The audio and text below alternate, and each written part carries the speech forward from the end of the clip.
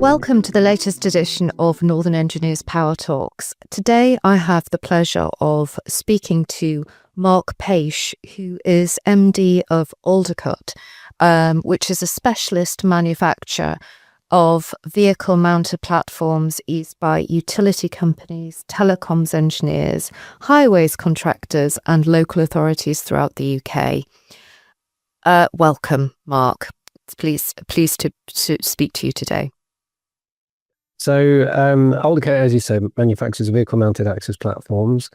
Our bread and butter, if you like, is putting platforms on vans. So typically that will be for telecoms contractors and street lighting contractors. But we also do platforms on pickups. It's a relatively new product range for us, but that's going very well. And we also mount insulated access platforms onto larger vehicles for power contractors, so people who work on electricity distribution grids overall. Okay. Can you give us an idea of some of the key pieces of business you've picked up lately, sort of exciting contracts, your headlines, basically? The big deals. So we've been doing a lot of business in Ireland actually recently. We've had a lot of success with Ireland's electricity distribution company, which is called ESB. So they're probably at the moment our number one customer. We're also working quite closely with a UK-based hire company called UK Power Tools. We're currently working through an order for about 50 machines for them. So that's quite a big deal for us. Yes. Those are the two main ones at the moment. In the past, we've done a lot of business for British Telecom. They haven't bought any machines off anybody for a while, but we're hopeful that they'll come back into the market fairly soon. And can you tell us a little bit about your workforce? Where are you based, and what sort of workforce do you have? So we're primarily based in Hull. We have two sites in Hull. Our main site where we assemble the access platforms. We also have a second site where we make fiberglass products. So mostly that's for our own products, the baskets and some of the fairings, but we also do products for other manufacturers of other products as well. And we have a fabrication workshop in Newark as well. Total workforce at the moment is increasing fairly quickly, actually. I think we just tipped over 40. I think current numbers are 42. We're hiring on several fronts at the moment, so that number's going up all the time. And when did you set up, and what was the inspiration for the company? Asking the right person as the MD. I'm not actually the best person to ask that question to, because the company was founded by Paul and Dave Dillon. They founded it just around about the turn of the millennium, so over 25 years ago now. I joined in 2013, so I've been with it for more than half its existence now, which is all sorts of time for me. But it's a nice story actually. Our sort of the seed, if you like, for Aldercote goes all the way back to the days of Priestman. So those people with long memories will know that Priestman used to be a very, very important employer in Hull. Made many cranes, which are still working, around the country and around the world. And at its peak, I think there was something like 1,500 employees employed at Priestman.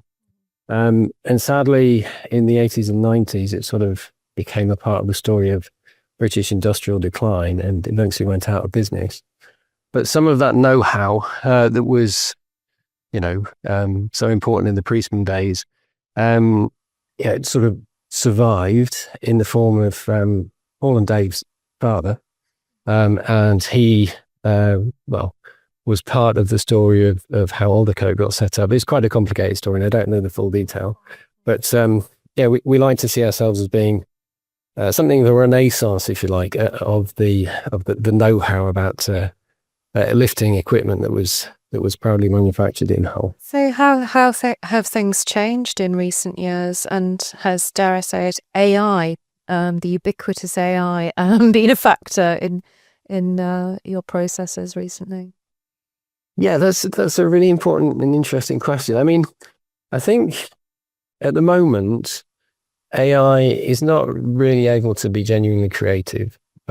So our products are really all about finding genuinely valuable, novel solutions to problems. And unless I'm, completely out of touch, I don't believe that AI is capable of doing that yet. So all our sort of significant engineering is still very much done by human beings. Having said that, obviously, AI is a tremendous tool for improving productivity. So like many companies, we're looking for every opportunity that we can to use it, but it's mostly to kind of take the tedium out of boring, repetitive tasks, rather than doing, the stuff that really makes the company what it is. But that's likely to change in years to come. I dare say, I mean, I suppose we're all going to be on the scrap heap fairly soon. But I like to think that the sort of creative engineering that we do here is going to be one of the last disciplines to fall. So hopefully we've got a few years in this year. Or it could be more collaborative than anything in years to come, with the space for human beings as well. Hopefully. Well, hopefully. Yeah. So just looking ahead, is there anything you'd like to announce? Obviously not brand new, but anything, any headlines, any company headlines to finish? Well, we've been proudly nominated for a safety award at the upcoming IPAP Awards, which is taking place in Istanbul in April. So we're very excited about that. Last year we won Vehicle-Mounted Access Platform Product of the Year, which was the biggest prize available. So we were very proud about that. So we're going to the awards in Istanbul full of confidence and excited about the innovation that we put forward. We think it's a really insightful and meaningful contribution to reducing the risk of crushing between access platforms and overhead obstacles. So I suppose fingers crossed we'll be celebrating another awards win within a month or so. Well, congratulations and fingers crossed for that, Marc. It's been an absolute pleasure speaking to you today, and thank you so much. Thank you. Thank you very much. It's been thank you for having me on.